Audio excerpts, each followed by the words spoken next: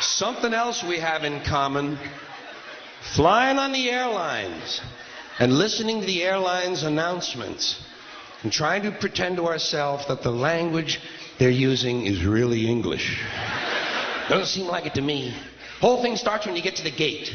First announcement: we would like to begin the boarding process. Extra word, process. Not necessary. Boarding is enough. We'd like to begin the boarding. Simple, tells the story. People add extra words when they want things to sound more important than they really are. Boarding process sounds important. It isn't. It's just a bunch of people getting on an airplane. People like to sound important. Weathermen on television talk about shower activity. Sounds more important than showers. I even heard one guy on CNN talk about a rain event. I swear to God. He said, Louisiana's expecting a rain event. I thought, holy shit, I hope I can get tickets to that.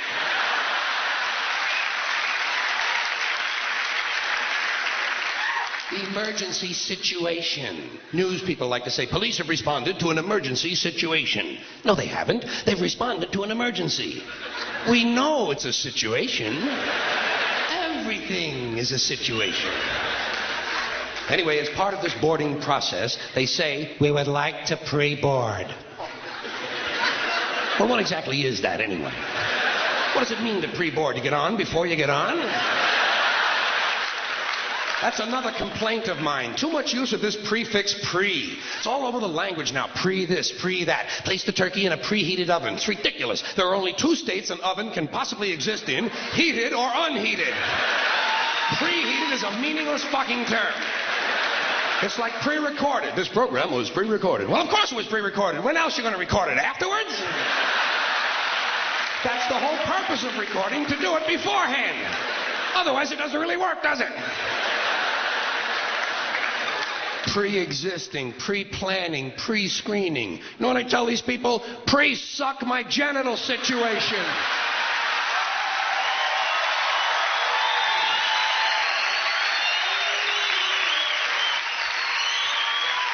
And they seem to understand what I'm talking about. Anyway, as part of this pre-boarding, they say, we would like to pre-board those passengers traveling with small children. But what about those passengers traveling with large children? Suppose you have a 2-year-old with a pituitary disorder. You know, a 6-foot infant with an oversized head. Kind of kid you see in the National Enquirer all the time. Actually, with a kid like that, I think you're better off checking him right in with your luggage at the curb, don't you? Well, they like it under there. It's dark. They're used to that.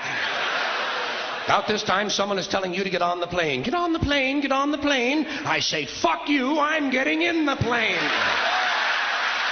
In the plane.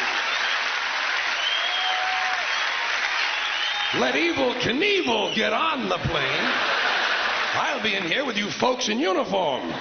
There seems to be less wind in here. They might tell you you're on a non-stop flight. Well, I don't think I care for that.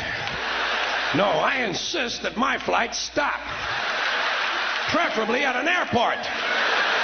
It's those sudden, unscheduled cornfield and housing development stops that seem to interrupt the flow of my day.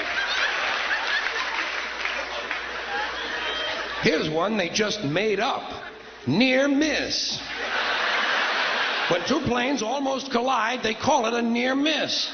It's a near hit. A collision is a near miss. Look, they nearly missed.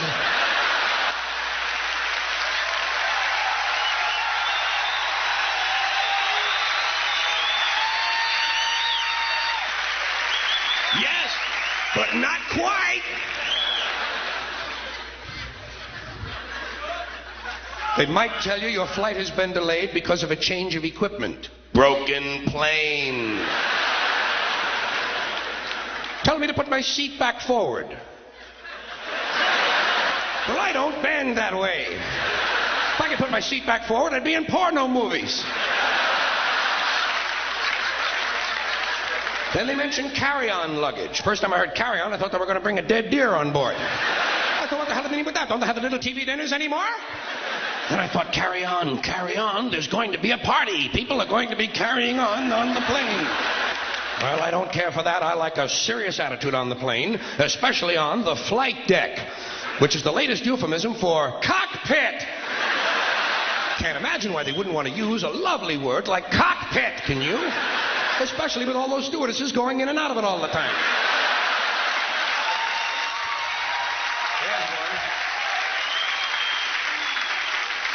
There's a word that's changed, stewardess. First it was hostess, then stewardess, now it's flight attendant. You know what I call them? The lady on the plane. Sometimes it's a man on the plane now. That's good, equality. I'm all in favor of that. Sometimes they actually refer to these people as uniformed crew members. Uniformed. As opposed to that guy sitting next to you in the Grateful Dead t-shirt and the fuck you hat. Who's working on his 9th little bottle of Kahlua, I might add. As soon as they close the door to the aircraft, that's when they begin the safety lecture. I love the safety lecture. This is my favorite part of the airplane ride. I listen very carefully to the safety lecture, especially that part where they teach us how to use the seat belts. Imagine this. Here we are, a plane full of grown human beings, many of us partially educated, and they're actually taking time out to describe the intricate workings of a belt buckle. Place the small metal flap into the buckle. Well, I asked for clarification at that point. Over here, please. Over here. Yes, thank you very much. Did I hear you correctly? Did you say place the small metal flap into the buckle, or place the buckle over and around the small metal flap?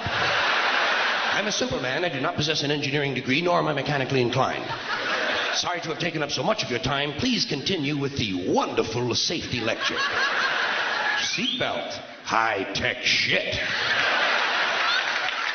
The safety lecture continues. The next thing they do, they tell you to locate your nearest emergency exit. I do this immediately.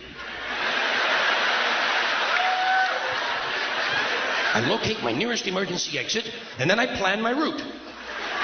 You have to plan your route. It's not always a straight line, is it? Sometimes there's a really big fat fuck sitting right in front of you.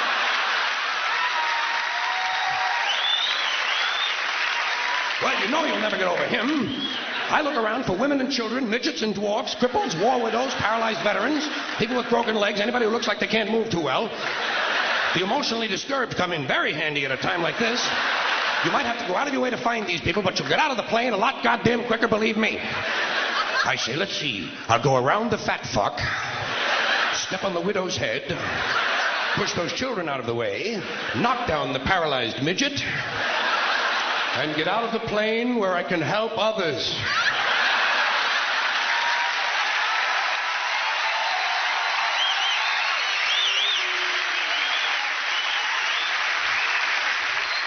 I can be of no help to anyone if I'm lying unconscious in the aisle with some big cocksucker standing on my head. I must get out of the plane, go to a nearby farmhouse, have a Dr. Pepper, and call the police.